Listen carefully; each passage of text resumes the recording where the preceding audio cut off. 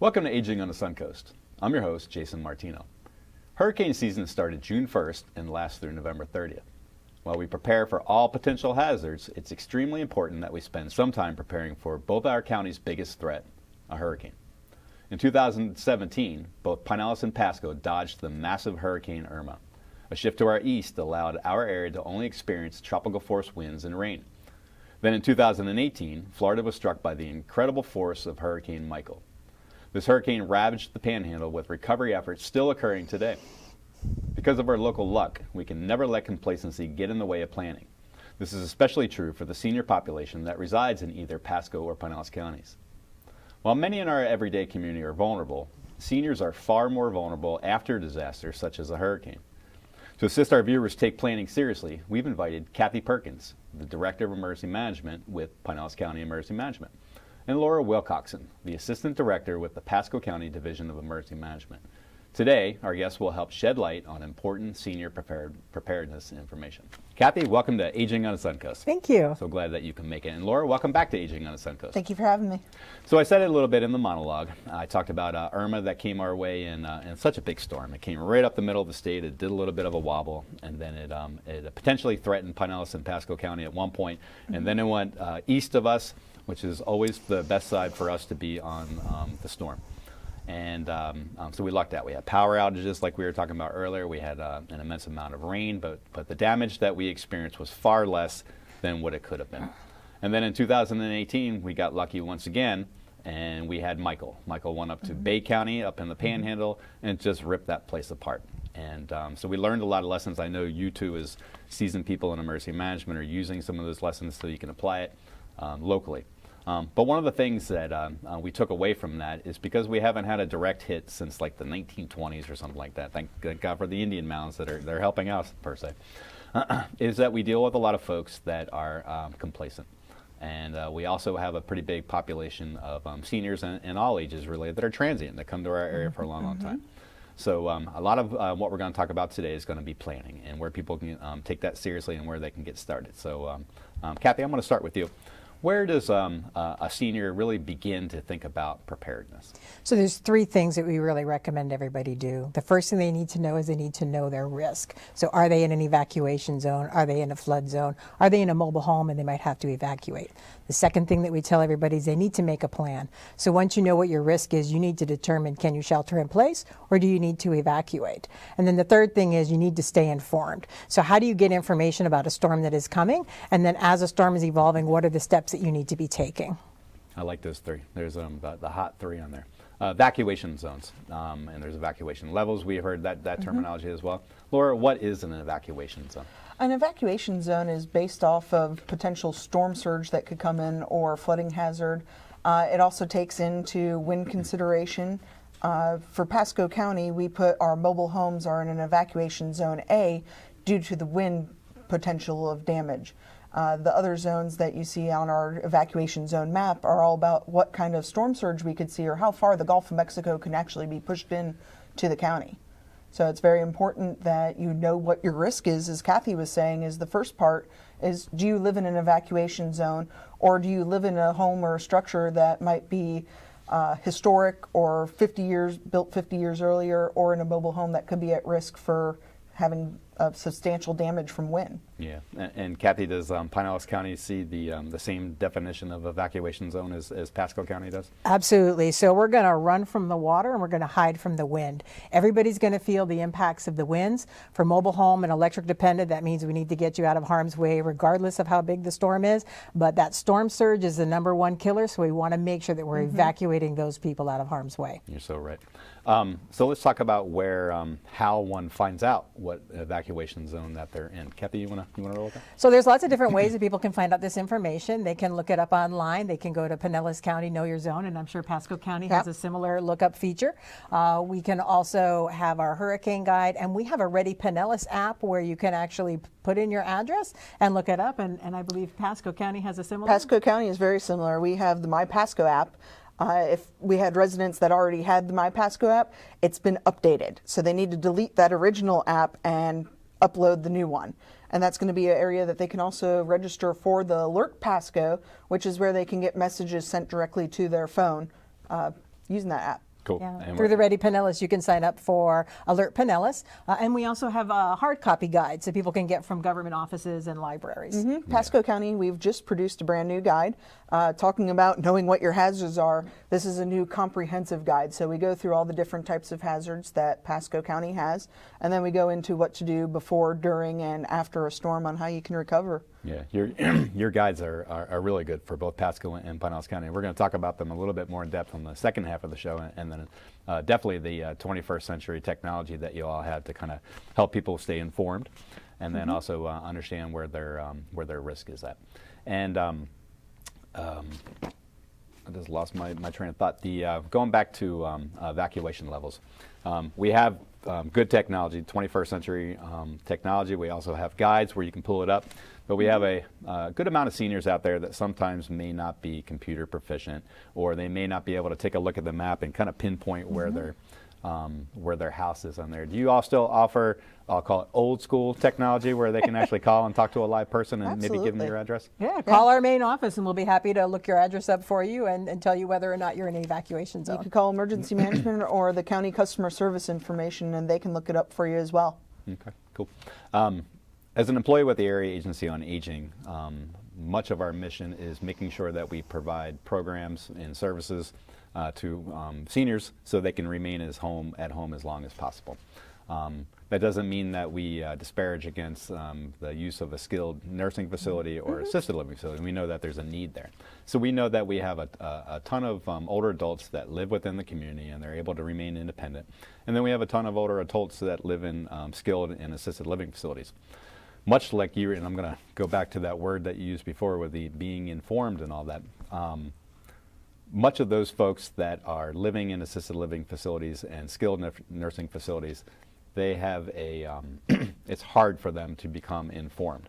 So in my opinion, it's pretty important for them to stay informed about what that facility's plans is. Is that a true statement? Absolutely. So if you have a loved one that's living in one of these facilities, or you yourself live in that facility, you really need to find out what that emergency plan is and communicate that with your loved ones. It could be that the facility evacuates and goes to another location. And we've seen a lot after storms where family members from other parts of the country are now trying to find their loved ones. So they may have relocated. It's important to know, too, if you live in an evacuation zone in one of our counties, can you and your family go and stay with your loved one at that facility? So it's really good to find out what their plans are. So, and Pasco County has actually passed a new ordinance in light of what we saw during Hurricane Irma, where we now require our facilities that are going for licensure to have a plan on if they have to evacuate outside of the region. So if we have a complete regional evacuation, that facility knows where they would go elsewhere. So talking to them and knowing what that plan is and where your loved one will go, it's very crucial. Yeah, it is crucial, and and communication is key. A lot of times when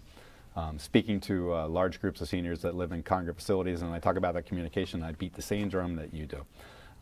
It's so much more worthwhile to talk to your family about what your plans are pre and post, because a lot of what they're hearing, if they live up in Massachusetts or Connecticut or somewhere over there, they're seeing what the Weather Channel is purporting to them, and that's full of fear.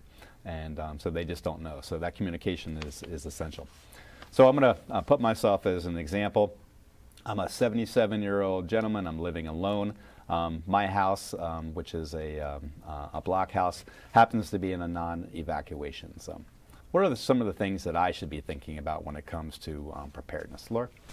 You want to make sure that you're communicating what your plan is, that you are going to be staying at home. So if it's a community such as a mobile home park, a lot of times the front office would have that information on, we are outside of that wind zone area, we're not being called on that. I know that's a little bit contradictory to what I was saying with the evacuation zone A and stuff, but we do have some areas with later building technology that have been higher wind rated. It's more about that information and communicating with your families, with the people that organize your complex, and getting what your plan is to stay there. Then it's also making sure that you have a kit. Yeah. A lot of our disaster guides have a kit that can help you stay prepared. You probably heard in the past that it was prepare for up to 72 hours. Now the region, with what we saw during Hurricane Irma and especially with Michael, we're now saying be prepared for 7 days, and making sure that you have enough food and water, non-perishable food. Make sure you have a can opener that you can also use. So I know that there's a wide variety. If you have problems with grip or things like that, make sure that it's one that you can actually use to open up the non-perishable food. Yeah. If you're going to be sheltering in place in your home, you have to protect it from the wind.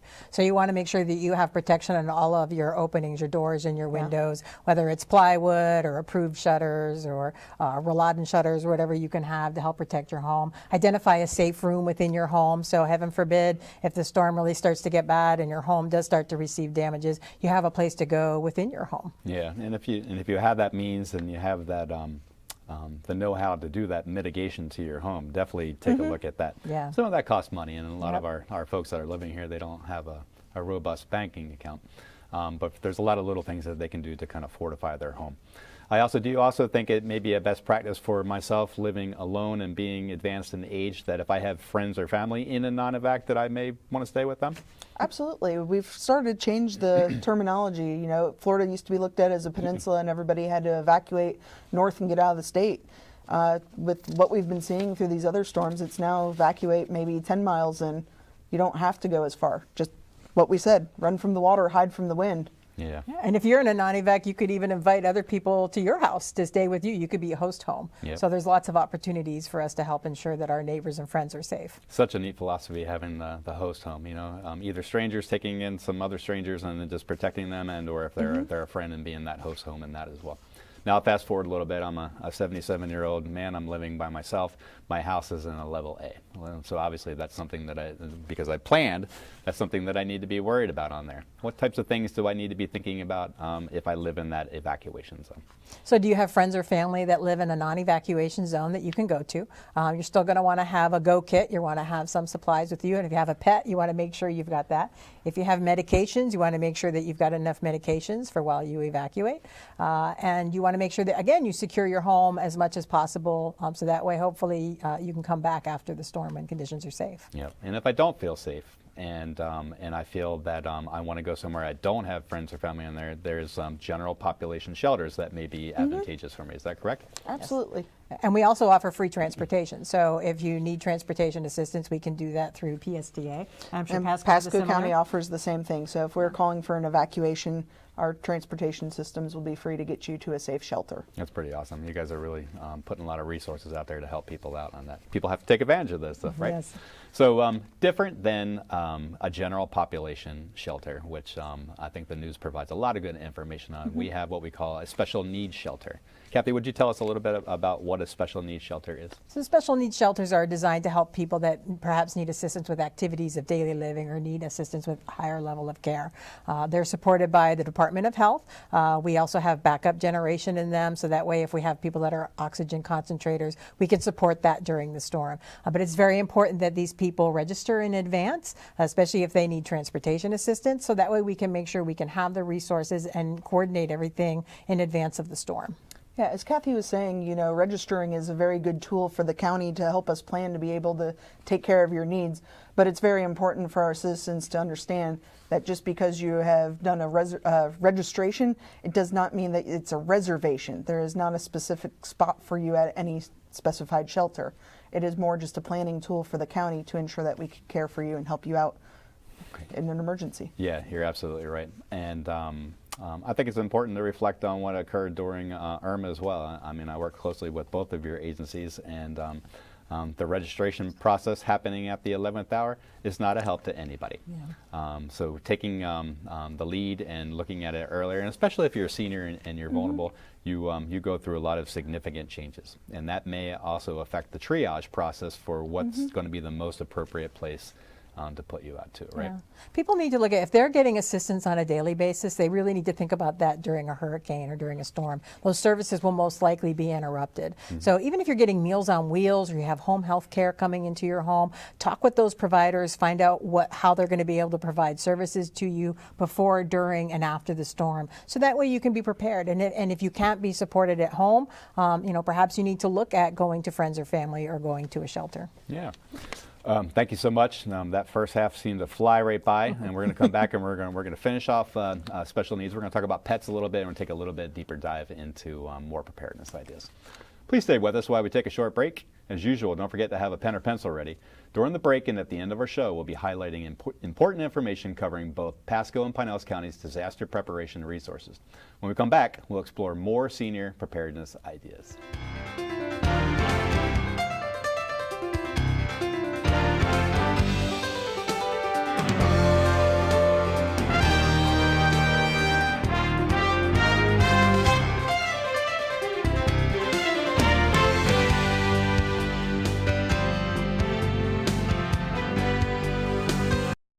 Many of us don't want to believe that elder abuse, neglect, or exploitation can happen to a family member, a friend, or even ourselves. Elder abuse is a growing problem and is severely underreported. Many victims are reluctant to report due to fear, embarrassment, shame, or guilt. In order to prevent elder abuse, we must take action.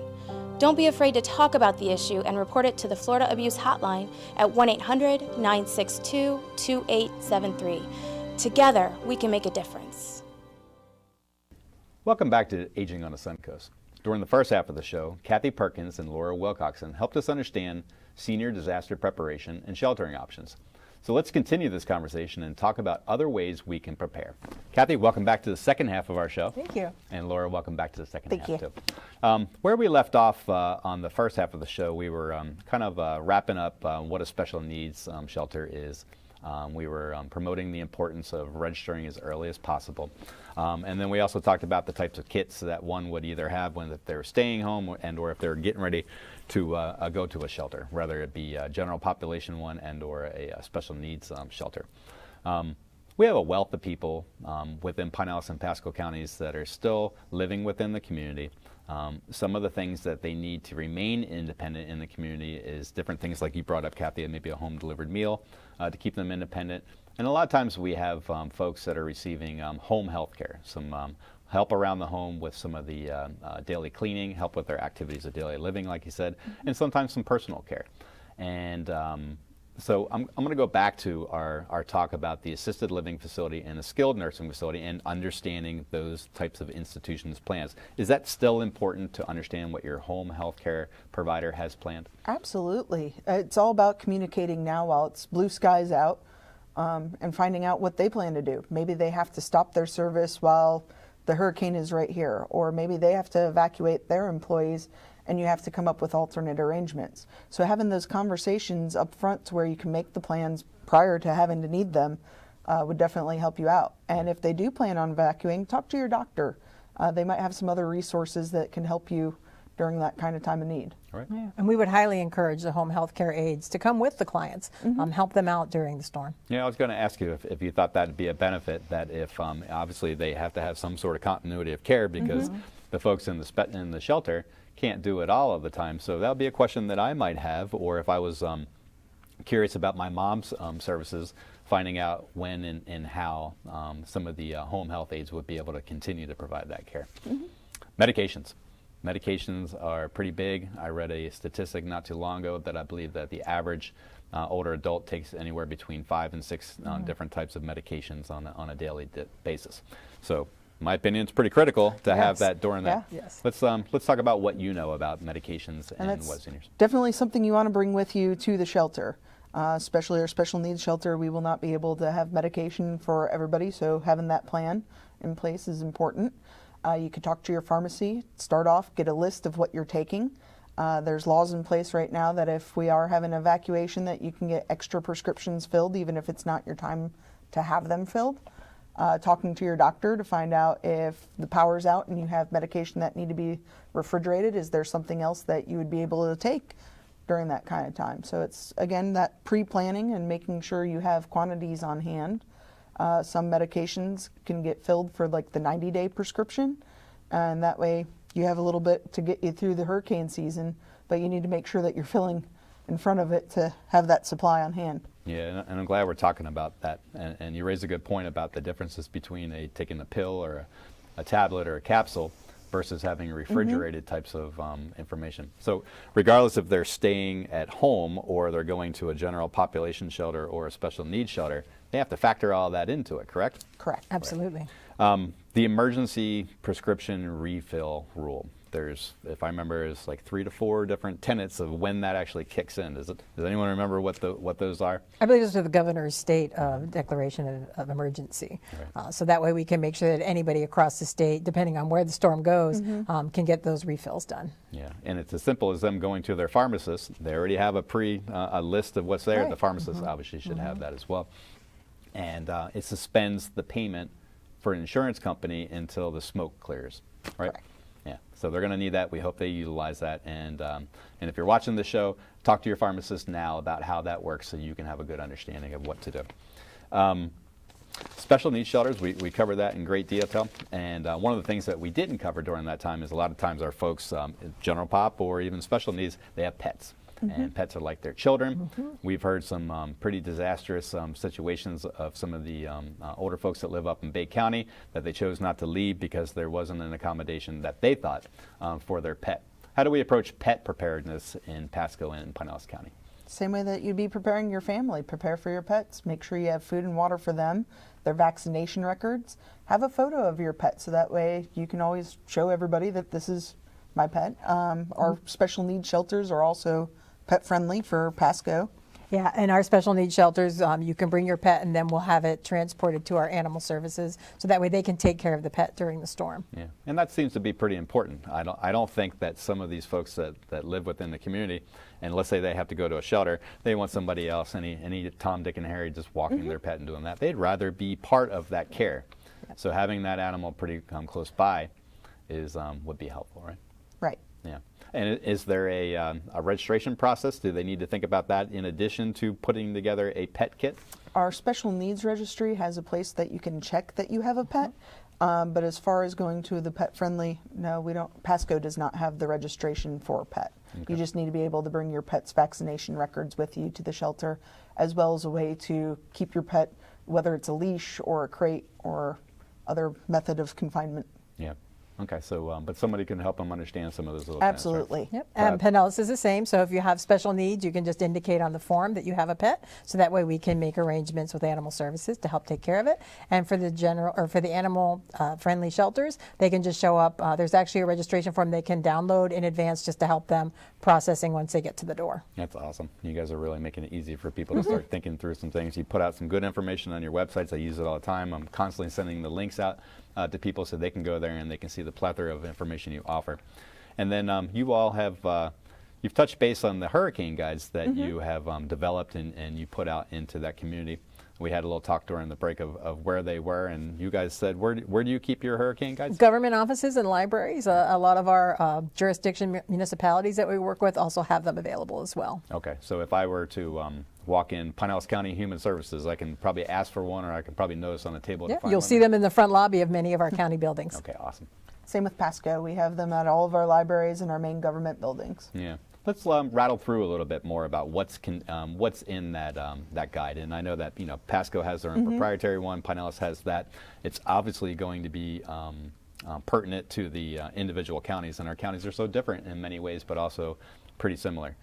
Tell us what's involved in that hurricane guide. So that hurricane guide will walk you through kind of the before, during, and after. So how do you know your risk? Where can you go to find out if you're in evacuation zone? What are the types of things that you need to have in your plan? If you're going to evacuate, where you're going to go, where our shelters are located. And then it also talks about after the storm. That's something that a lot of people don't think about. So we want people to understand the power outages, some of the damages that may occur, that we need them to stay put immediately after the storm, so we can get our first responders out there to start clearing the roads and make sure that the bridges are safe for people to get back home. So we really want to have all that information in people's hands long before so they can prepare for it. Yeah, what a cool guide, especially talk about the recovery piece of that as well. Laura, same thing? Yeah, Pasco, we are so proud of our new guide because we really get into more hazards than just hurricanes. I know that's what we're talking about, but it's all about knowing what your risk is.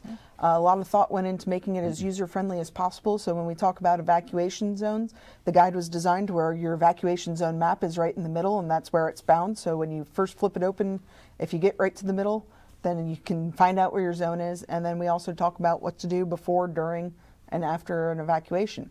And then if you decide to just close the book and flip it over, then you have all your contact information right there on the back to make it super simple. What a cool tool. And they should just pick one up and bring it home, do some light reading, and then just use it as a reference guide, right? Yeah. Put it in your hurricane kit so that way you've got it and you can pull it out as a storm is approaching and refresh and make sure you've got everything ready. Good deal. I have one in my kit too. So. Let's talk about initiatives. And I know, there's a beauty in the similarities of our counties, and there's also beauty in the differences. So Pinellas County has a lot of barrier islands, Bel Air, Clearwater, St. Pete Beach, and all those too. If a storm comes and then it leaves and they want somewhere else and they want to get back to their home, how do they do that easily? So we have a Reentry Tag Program that's run through the Sheriff's Office. So people can sign up online and they can get that. It helps us expedite knowing who is authorized to come back to the barrier islands. Again, we want people to wait until we have an opportunity to get those bridges checked, get emergency services back in place. But once we've got the all clear for people to come back, then that Reentry Program will help them get across the bridges quicker. Awesome. And then also in the 21st century, I know on the website at least, you have an application on there that can show a homeowner what it looks like for water intrusion during different levels. Is that correct? Absolutely. So one of the things I know when I was looking for a house here in Pinellas County, I wanted to know, am I in a storm surge zone and how much surge could I be talking about? So I would know how to protect my home or if I did have to evacuate. So it's a great tool for people to visualize what, 10 feet, 20 feet of storm surge looks like in relation to where you live. Yeah. And Laura, we're in it's 2019 now. We're alerting anyone we possibly can. Tell us about your alert and your notification system. So Alert Pasco is a wonderful tool that you can register. It's where we can get information to you anywhere that your phone would work. It's with social media. If you go on and download our My Pasco app, or even go to our website, or you can even call in our customer service numbers. 3 ways that we make it super easy and friendly for you to register. We put in the information that you would like us to have on your best method that we can contact you on. And if we know that there's any kind of hazard or we need to get important information such as where our shelters would be open, if we're evacuating an area, or that we're open and the roads are free and clear, we'll go ahead and send out those messages and you'll get notified how you decide. All real time too. All real time. That's awesome. And you have an app? Alert Pinellas, same system. You can sign up for multiple locations, so work locations, home locations. Even somebody that's outside of the county, if they want to know what's happening with a loved one in their area here, they can sign up for it as well. That's pretty good. And everything is mobile now. Most of us have mobile phones. I think the idea of seniors not being proficient in how to use mobile phones is starting to go away. There's a lot of agencies that help people understand how to use tablets and how to use their phones, and these apps are a tremendous resource for us.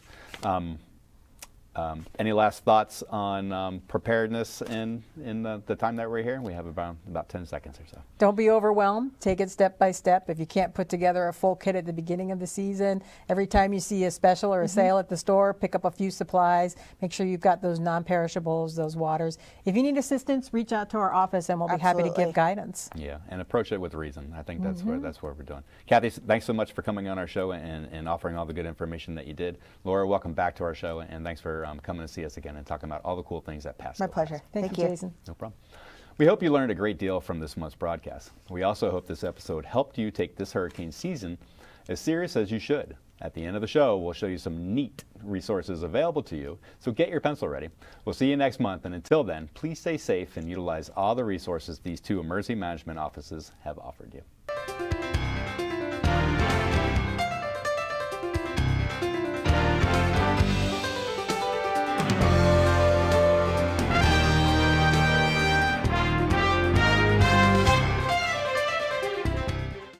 Many of us don't want to believe that elder abuse, neglect, or exploitation can happen to a family member, a friend, or even ourselves. Elder abuse is a growing problem and is severely underreported. Many victims are reluctant to report due to fear, embarrassment, shame, or guilt. In order to prevent elder abuse, we must take action. Don't be afraid to talk about the issue and report it to the Florida Abuse Hotline at 1-800-962-2873. Together, we can make a difference.